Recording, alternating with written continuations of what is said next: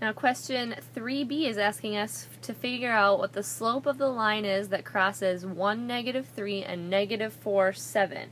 And again, we want to find the slope of this line by doing change in y over change in x. Make sure you're always doing the y on the top, rise over run. Okay? Now, we learned this formula that's y2 minus y1 over x2 minus x1. Now, my y2 is the 7. It's the y coordinate of my second point.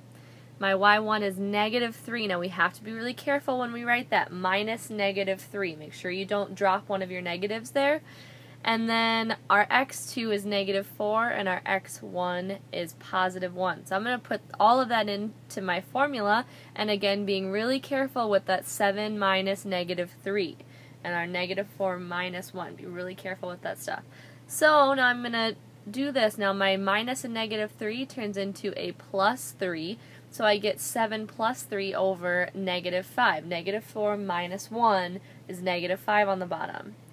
And then I add 7 plus 3 is 10 over -5, and I can simplify that just a little bit.